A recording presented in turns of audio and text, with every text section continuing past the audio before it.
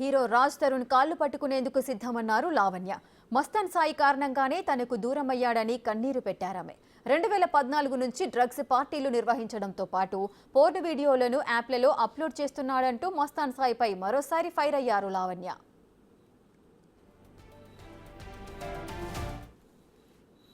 తరుణ్కి and వాళ్ళ పేరెంట్స్కి క్షమాపణ కోరుతున్నాను. నా పైన ఆయన ఒక డ్రగ్ కేసు రాజ్ తరుణ్ చేయించాడు అనే ఒకే ఒక్క కారణంతో అండ్ ఇంటికి వచ్చేసరికి అతను ఇంట్లో లేకపోవడంతో నాకు దూరం అయిపోతున్నాడు అనే ఒకే ఒక్క భయంలో రాజ్ తరుణ్ పైన కేసు పెట్టాను. రాజ్ తరుణ్ దూరం చేసుకోవడానికి కాదు, రాజ్ తరుణ్ తప్పుడు వాడు అని కాదు, చెప్పుడు మాటలు విని అందులో మస్తాన్ గురించి అప్పటికి నిజాలు బయట పెట్టలేక సతమతం అవుతూ నలిగిపోయాను. నేను ఈ రోజున 2 సంవత్సరాల తర్వాత నేను మస్తాన్ సాయిది ఏంటి అని బయటికి చూపించి పెట్టగలిగాను. ఈ ప్రాసెస్లో నాకు సహాయం చేసిన మీడియా వాళ్ళందరికీ థ్యాంక్స్. అండ్ ఎవరైనా మనసు నొప్పించి ఉంటే క్షమించండి. ఇప్పటితో ఈ గొడవని, ఇష్యూస్ని అన్నీ వదిలేద్దాం అనుకుంటున్నాను. ఎటువంటి ఏది ఉన్నా సరే మస్తాన్ సాయి పైన ఉన్నటువంటి కేసులు నేను లీగల్గా ఫైట్ చేసుకుంటాను, కోర్టులో చూసుకుంటానండి. దయచేసి ఇంకా ఎటువంటి యూట్యూబ్ ఛానల్స్లో కూడా నేను నా సెల్ఫ్ కన్ఫెస్ చేసుకున్న తర్వాత కూడా యూట్యూబ్ ఛానల్లో లావణ్య అలాంటిదని ఆడియో కాల్స్ తీసుకొచ్చి బయట పెడుతున్నారు. మస్తాన్ సాయి హార్డ్ డిస్క్ లేదా ఎవిడెన్సెస్ కలెక్ట్ చేసుకునే ప్రాసెస్లో నేను ఏదైనా చేసి ఉండొచ్చు, బట్ నా మెయిన్ కారణం మస్తాన్ సాయిది బస్ చేయడమే.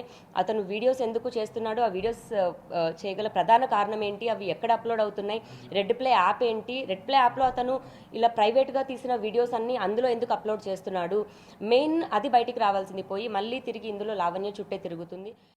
మస్తాన్ సాయి దగ్గర తనతో సహా 44 మంది అమ్మాయిల నగ్న వీడియోలున్నాయంటూ మరో బాంబు పేల్చారు లావణ్య. అతని వేధింపులు తట్టుకోలేక 4 అమ్మాయిలు విదేశాలకు వెళ్లిపోయారని చెప్పారు. మస్తాన్ సాయి నుంచి తనకు ప్రాణహాని ఉందన్నారు. 376 లాస్ట్ ఇయర్ 2023లో అయిందండి. నేను రాజ్ తరుణ్ది ఈ ఇయర్ పెట్టుకున్నాను కేవలం ఇంట్లో నుంచి అతను వెళ్ళిపోయాడని. ఇంట్లో నుంచి వెళ్ళిపోవడానికి ప్రధాన కారణం అంటే అతనికి మస్తాన్ సాయి వీడియోస్ ఇదంతా తెలిసినప్పటికీ డ్రగ్ కేసు అని ఒక్కటి రావడంతో రాజ్ తరుణ్ వెళ్ళిపోయాడు. సో ఆ ఒక్క కేసుది మాత్రమే నాకు నిజం ఏంటని తెలిసింది, అది రాజ్ తరుణ్ కాదు అని తెలిసింది. రాజ్ తరుణ్ పైన తీసుకుంటున్నాను. మస్తాన్ సాయి పైన పెట్టిన కేసు తర్వాతే మా జీవితాలన్నీ ఇన్ని అయ్యాయి అండ్ ఇన్ని తప్పుడు కేసులు వచ్చాయి. ఇవన్నీ నేను కోర్టులోనే చూసుకుంటాను. చివరిగా కోర్టు ఏ శిక్ష విధిస్తే అది ఆఖరికి నాతో అయినా సరే నేను రెడీగా ఉన్నాను. ఖచ్చితంగా అండి. మస్తాన్ సాయి నా పైన చేసిన దాడులు అంటే అందరికీ కనిపించవచ్చు, నువ్వు మస్తాన్ సాయితో బాగానే మాట్లాడుతున్నావు కదా, వీడియో కాల్స్తో కూడా బాగానే మాట్లాడుతున్నావు కదా అని.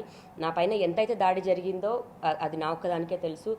నేను హాస్పిటల్కి వెళ్ళాను, అన్ని వాటిలో ఎమ్మెల్సీ కూడా చేయించుకున్నాను. నా ఒంటిపైన దెబ్బలు ఇప్పటికీ క్రూరంగానే ఉన్నాయి.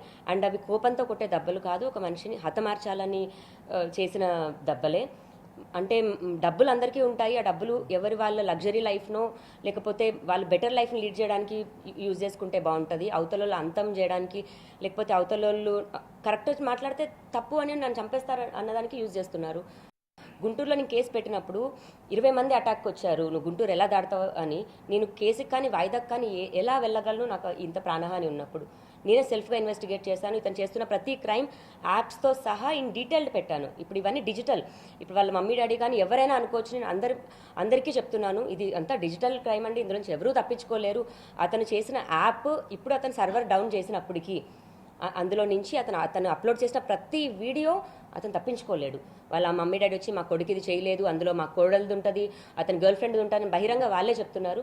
ఆ 2 అమ్మాయిలదే ఉంటే మీరు ఏం చెప్పినా నేను సిద్ధంగా ఉంటాను. నేను నా కళ్ళతో చూసింది 44 మంది అమ్మాయిలు.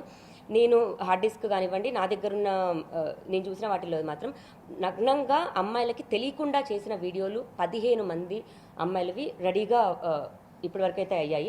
బట్ 44 మంది అండి, 2500కి పైగా వీడియోలు. ఇది నిజము అండ్ ఇవంతా డిజిటల్ రికార్డు. ఇప్పటికైనా వాళ్ళ పేరెంట్స్ ఒక దగ్గర ఆపేస్తే బాగుంటుంది. ఈ రోజుకి కూడా గుంటూరులో నా పైన ఇంకా కేసులు పెట్టించడానికి చూస్తున్నారు. అది ఎంతవరకు కరెక్ట్? ఏ పోలీస్ వాళ్ళకైనా నేను అదే చెప్తున్నాను. నా లావణ్య పైన ఏదైనా ఒకటి కంప్లైంట్ వస్తుందంటే నా ఫోన్ నెంబర్ అక్కడే ఉంటుంది, ఒకసారి ఫోన్ చేసి అడిగితే బాగుంటుంది. ఇంకేదో తప్పుడు కేసు పెట్టించి నన్ను జైలుకి పంపించాలి